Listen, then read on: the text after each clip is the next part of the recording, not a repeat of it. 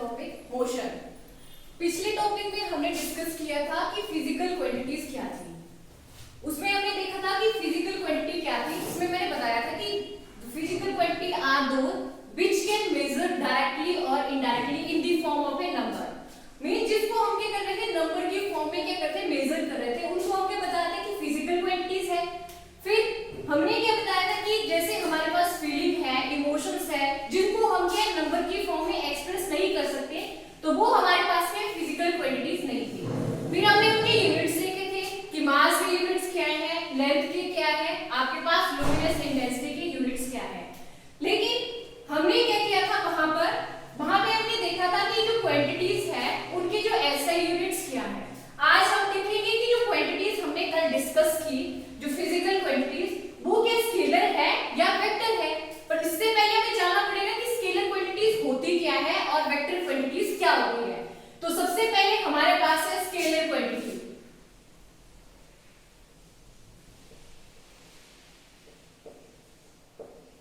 Scalar quantities.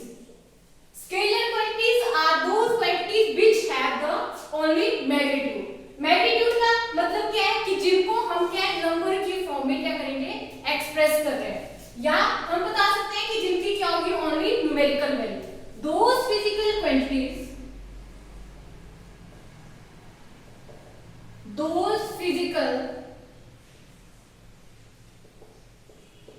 quantities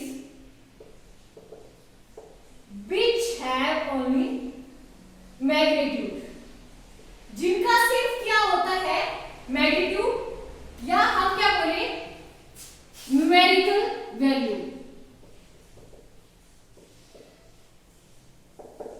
for example length of a body, length of a body या object means 2 metre. Means ये सिर्फ क्या बता रहा है, हमें इसके मैग्नीट्यूड के बारे में बता रहा है। इसमें हमने ये नहीं बताया कि इसकी डायरेक्शन क्या है, या कोई ऑब्जेक्ट कोई पर्सन है, हम बोल रहे हैं कि वो मूव कर रहा है कितना 2 किलोमीटर, या क्या बता रहे हैं 5 किलोमीटर। अब जो 5 किलोमीटर गया कहीं भी गया, ईस्ट में भी जा सकता है, वेस्ट में भी जा सकता है, साउथ में भी जा सकता है। तो ये नहीं बताया इसमें कि आपके पास में उसकी डायरेक्शन क्या है। तो स्केलर क्वांटिटीज क्या होती हैं, ऐसी फिजिकल क्वांटिटी जिसका क्या हो सिर्फ मैग्नीट्यूड हो। और स्केलर क्वांटिटीज क्या करती है, जो हमारे जो सिंपल जो अलजेब्रा के लॉज है उनको क्या करती है फॉलो करती है। And it obeys the algebraic laws, means a plus b is equal to b plus a। Example जैसे हमने ले लिया 4 plus 3 is equal to 7। अब चाहे मैं 4 को पहले लिखूं या बाद में लिखूं, ऐड करके तो हमारे पास क्या आएगा 7 ही आएगा। या मैं लिखा 3 plus 4 is equal to 7। तो स्केलर क्वांटिटीज क्या आई, एक तो इनका क्या होता है सिर्फ मैग्नीट्यूड होता है हमारे पास, मींस न्यूमेरिकल वैल्यूज होती है। दूसरा जो हमारे जो अलजेब्रा के जो लॉज होते हैं इनको क्या करते हैं फॉलो करते हैं। आई बात समझ। उसके बाद नेक्स्ट हमारे पास है vector quantities.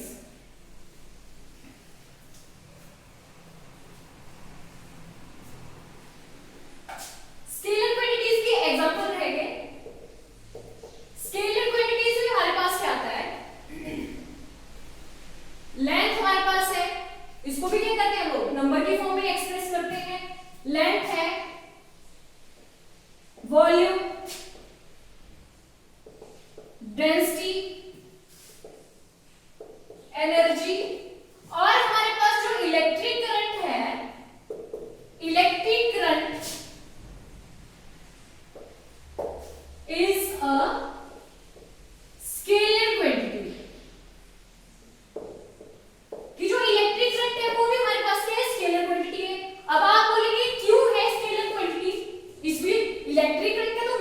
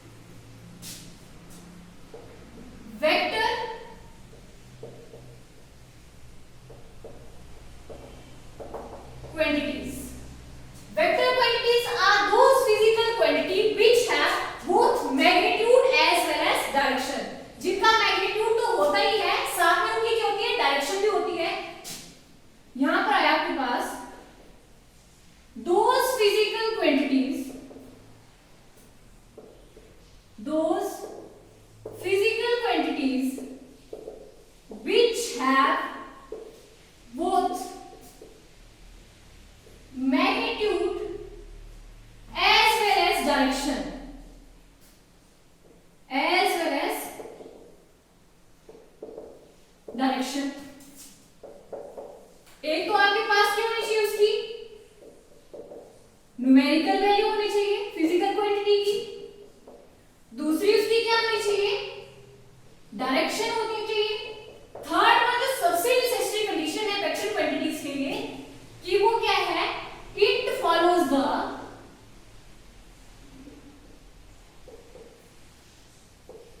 Vectors law of algebra.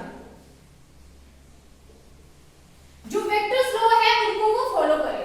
अगर आपके पास है कोई फिजिकल क्वांटिटी है, उसकी क्या न्यूमेरिकल वैल्यू है, डायरेक्शन भी है, तो हम ये नहीं बोलेंगे कि वो वेक्टर क्वांटिटी है। डायरेक्शन भी है होनी चाहिए, न्यूमेरिकल वैल्यू भी होनी चाहिए, लेकिन जो सबसे जो नेसेसरी कंडीशन है वो आपके पास ये है कि वो जो वेक्टर्स के जो लॉ है उनको भी फॉलो करे। अगर वो वेक्टर्स के लॉ को फॉलो नहीं करेगा, इसका मतलब वो आपके पास क्या वेक्टर क्वांटिटी नहीं है। जैसे मैंने पीछे भी एग्जांपल बताया था कि जो इलेक्ट्रिक करंट है वो हमारे पास क्या है, स्केलर क्वांटिटी है।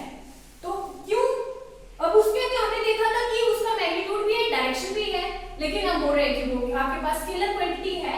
तो ऐसा इसलिए हुआ क्योंकि जो आपके पास इलेक्ट्रिक करंट है वो जो अलजेब्रा के जो वेक्टर अलजेब्रा के जो लॉज है उनको फॉलो नहीं करता है, इसलिए वो क्या है, स्केलर क्वांटिटी है।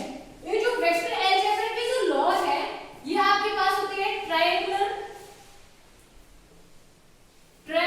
लॉ ऑफ वेक्टर एडिशन है एक आपके पास, और दूसरा क्या है, पैरेललोग्राम ऑफ वेक्टर एडिशन, और थर्ड वन आपके पास क्या होता है, रेक्टेंगुलर लॉ। ये आपके पास एक अलग टॉपिक होगा, इसको हम बाद में डिस्कस करेंगे। उसके बाद इसमें आपके पास जो एग्जांपल्स हैं इसके वेक्टर क्वांटिटीज के, वो आपके पास क्या है, डिस्प्लेसमेंट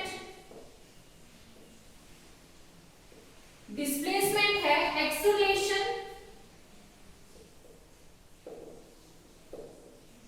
वेलोसिटी,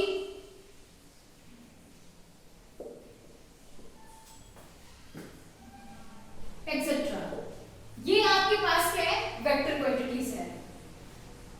अब ऐसा तो पॉसिबल नहीं है कि कोई फिजिकल क्वांटिटी आपके पास है, जब हम उसका रिजल्टेंट निकाल रहे हैं तो उनकी वैल्यूज क्या है, अलग अलग है। हमारे पास जो वैल्यूज आनी चाहिए वो जब उनका रिजल्टेंट निकाले, चाहे आप उसको जैसे मर्जी करें, आपके पास जो रिजल्टेंट आना चाहिए वो क्या आना चाहिए, सेम आना चाहिए। जैसे मैं एग्जांपल यहां पर ले रही हूं, कोई बॉडी है आपकी, कोई ऑब्जेक्ट है, वो मूव किया, उसने 4 किलोमीटर चलना स्टार्ट किया नॉर्थ में, नॉर्थ मींस ईस्ट में आपके पास चलना स्टार्ट किया। स्टार्टिंग में 4 किलोमीटर गया, रुक गया, उसके बाद फिर से उसके मन में आया कि मैं थोड़ा सा और मूव कर लूं, फिर से वो 3 किलोमीटर गया, कहां, ईस्ट में। अब जो टोटल आपके पास जो रिजल्टेंट आया वो क्या है, आपके पास 4 किलोमीटर प्लस 3 किलोमीटर, ये आपके पास क्या है, 7 किलोमीटर आ गया। यहां पर देखो दोनों ही बार को क्या करा, सेम डायरेक्शन में जा रहा है, मींस थीटा आपके पास कितना आ रहा है, 0 डिग्री। अब क्या हुआ, सेकेंड आपके पास जो कंडीशन है, इसमें आपके पास जो बॉडी थी स्टार्टिंग में उसने चलना स्टार्ट किया ईस्ट की तरफ, 4 किलोमीटर गया, उसके बाद उसके मन में आया कि मैं क्या करता हूं, फिर से वापस चला जाता हूं उसी पॉइंट, जो पॉइंट बी था वहीं से क्या हो गया वापस, लेकिन गया कितना, वो 3 किलोमीटर। अब हमें फिर से निकालना है कि रिजल्टेंट कितना आया, उसने मूव कितना किया। तो यहां पर आपके पास जो रिजल्टेंट आया वही आपके पास है 4 किलोमीटर प्लस सेकंड क्या है आपके पास 3 किलोमीटर। लेकिन अब यहां पर देखो, अब इसकी जो डायरेक्शन है वो क्या है, अपोजिट है। अब पहले वो A टू B आया, लेकिन वापस वहां से B टू A जा रहा है, मींस डायरेक्शन अपोजिट है, साइन कौन सा आएगा, माइनस आएगा। तो आपके पास क्या है 4 किलोमीटर माइनस 3 किलोमीटर, तो यहां से आपके पास कितना बचा है, 1 किलोमीटर। टर्म्स तो हमने वही लिया आपके पास से, 4 किलोमीटर और 3 किलोमीटर, यहां पे भी 4 था, यहां पर भी क्या है 3 है दोनों में, लेकिन इनका जो रिजल्टेंट है वो क्या आ रहा है, अलग अलग आ रहा है। तो ऐसा तो पॉसिबल है ही नहीं।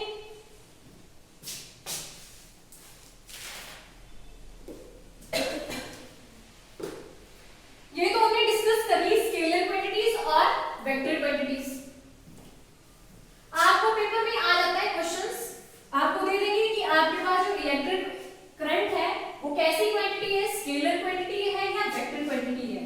तो आपने उस पे देख लेना, जिसका क्या होगा मैग्नीट्यूड होगा सिर्फ में, जिसकी न्यूमेरिकल वैल्यूज होगी वो आपके पास क्या है स्केलर क्वांटिटी होगी, और जिसमें आपके पास क्या है दोनों चीजें बताई होंगी, स्केलर क्वांटिटी भी उसमें मैग्नीट्यूड भी बताया होगा और आपके पास डायरेक्शन भी होगी।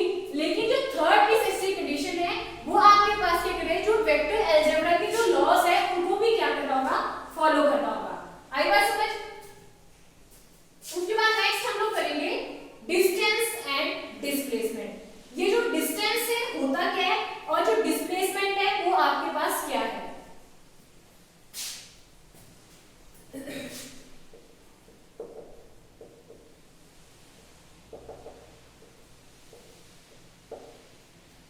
तो आपके पास जो डिस्टेंस है, डिस्टेंस क्या हुआ, the total path covered by the object, कि जो ऑब्जेक्ट है वो टोटल पाथ कितना कवर कर रहा है इन एनी टाइम इंटरवल, किसी टाइम इंटरवल में उसने कितना पाथ क्या किया, कवर किया। तो यहां से क्या आया, the total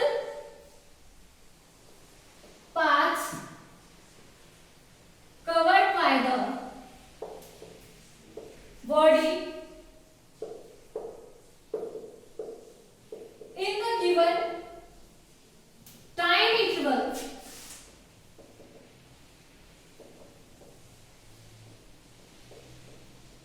is called distance। इसको क्या बोल रहे हैं, डिस्टेंस बोल रहे हैं। जैसे यहां पे आपके पास है कोई बॉडी है, पॉइंट ए से चलना स्टार्ट करेंगे, ए से चलना स्टार्ट किया, बी में पहुंच गए। मान लो आपने घर से चलना स्टार्ट किया, आपने रास्ते की शॉप के पास पहुंच गए, मतलब वहां का डिस्टेंस था कितना, 2 किलोमीटर। फिर शॉप से फिर से चलना स्टार्ट किया, आप पहुंच गए, जो भी आपका कोई कोचिंग इंस्टीट्यूट है वहां पे पहुंच गए। मान लो पॉइंट बी से आपका जो डिस्टेंस है कोचिंग इंस्टीट्यूट तक वो आपके पास कितना है, 5 किलोमीटर। तो आपने जो टोटल डिस्टेंस ट्रेवल किया कहां तक, ये तो आपके पास क्या था, इनिशियल पोजीशन थी, मतलब आपने घर से चलना स्टार्ट किया, और फाइनल पोजीशन आपके पास क्या आ गई, आप पहुंच गए अपने इंस्टीट्यूट। तो आपके पास जो डिस्टेंस आया मींस आपने कितना डिस्टेंस ट्रेवल किया, ए टू सी का means A B plus B C. तो ए बी की आपके पास जो डिस्टेंस था कितना था, 2 किलोमीटर, और BC आपके पास कितना है, 5 किलोमीटर। तो जो टोटल डिस्टेंस आपने ट्रेवल किया वो आपके पास कितना आया, 7 किलोमीटर। मींस जो टोटल पाथ आपके पास है, अभी बात की हमने डिस्टेंस ट्रेवल, डिस्टेंस क्या है, the total path covered by the body in the given time interval is called the distance. अब इसमें हमने डायरेक्शन की कोई बात नहीं की, मींस डायरेक्शन की कोई बात नहीं हो रही है, मींस हम किसके बारे में बात कर रहे हैं, सिर्फ मैग्नीट्यूड के बारे में बात कर रहे हैं। तो जो डिस्टेंस है वो आपके पास एक ऐसी क्वांटिटी है, स्केलर क्वांटिटी है, और जो डिस्टेंस के यूनिट होते हैं वो आपके पास क्या होते हैं, मीटर। तो यहां पर आपके पास आया distance is a scalar quantity, its SI unit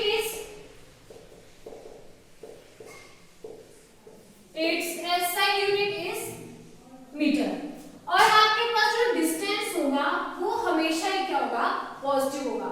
कभी आपने सुना कि हमने इतने किलोमीटर गए नेगेटिव में, नहीं, हमारे पास जो डिस्टेंस होगा वो हमेशा ही क्या होगा, positive. It is always positive. हो गया क्लियर? डिस्टेंस में सिर्फ नहीं आएगा, डिस्टेंस में total path covered by the body in the given time interval. उसके बाद नेक्स्ट हम बात करेंगे डिस्प्लेसमेंट की।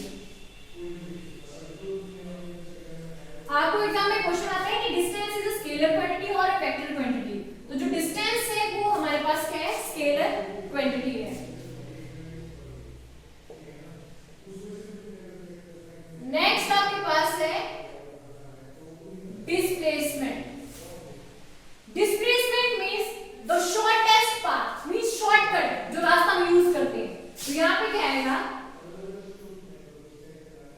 The shortest path between the one point to the another या one position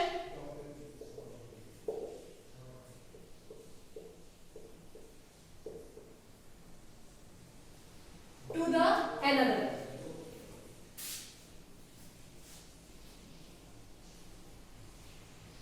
या आप इसको क्या बोलेंगे?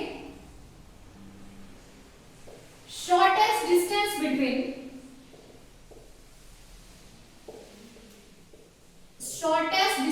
between the initial and final position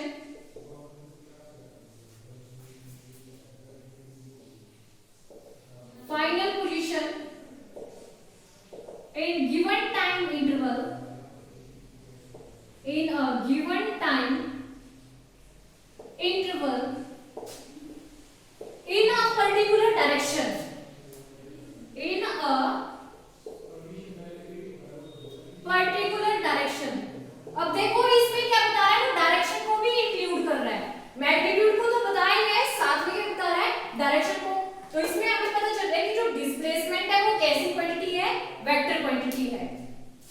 अब देखो यहां से हमने चलना स्टार्ट किया था, अभी बताया मैंने आपको, A टू B, B से कहां पहुंच गए, C में. तो इनिशियल पोजीशन आपके पास क्या थी, इनिशियल आपके पास पॉइंट A था और C आपके पास क्या थी, फाइनल पोजीशन. अब जो शॉर्टकट है, अब देखो जो रास्ता था, अभी हम बात कर रहे थे यहां से A टू B और B टू C, तो अब ये शॉर्टकट बना यहां से A टू C. तो A से लेकर जो C तक आपके पास जो शॉर्टकट है, ये आपके पास क्या है, इसकी डिस्प्लेसमेंट. तो जो डिस्प्लेसमेंट आपके पास आएगी वो क्या होगी, final position minus initial position.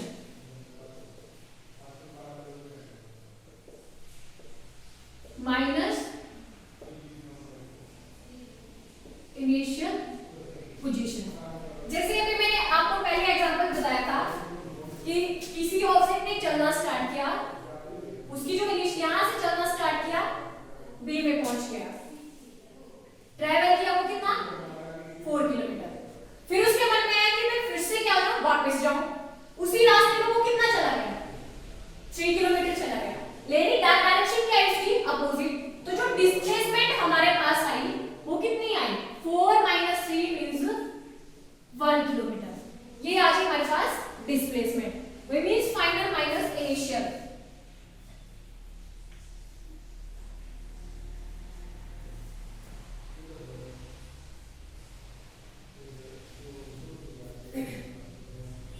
यहां पर आपके पास ऐसे है A टू B और ये पहुंच गया आपके पास पॉइंट C.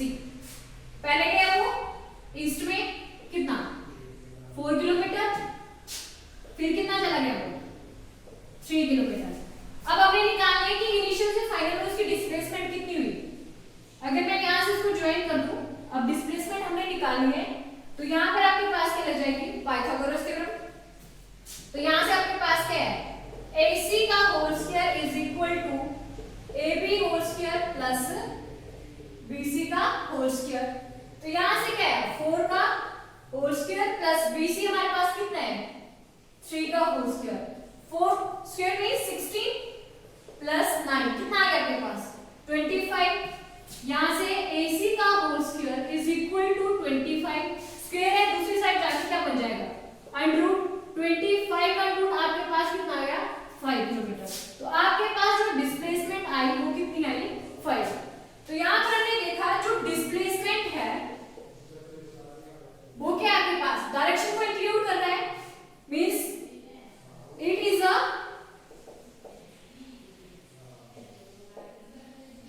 Vector quantity.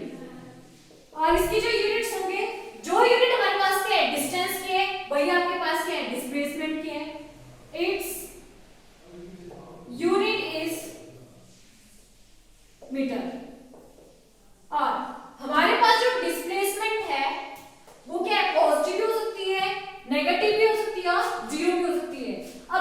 कैसे पॉसिबल है?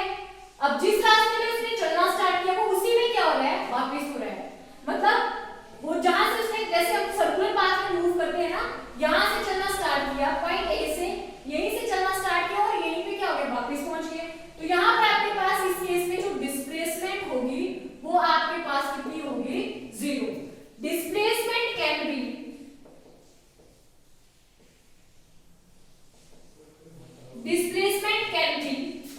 Positive, negative and 0। और आपके पास क्या है next, distance is always greater than और इक्वल टू डिस्प्लेसमेंट। डिस्टेंस हमेशा ही डिस्प्लेसमेंट से ज्यादा होगा। ऐसा पॉसिबल नहीं है कि आपके पास ये डिस्प्लेसमेंट ज्यादा हो गया, डिस्टेंस कम हो गया। तो ये कंडीशन आपको याद रखनी है।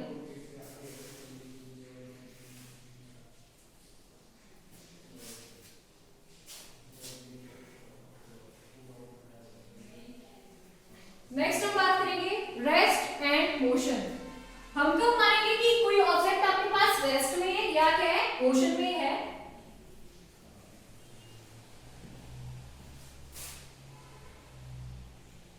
रेस्ट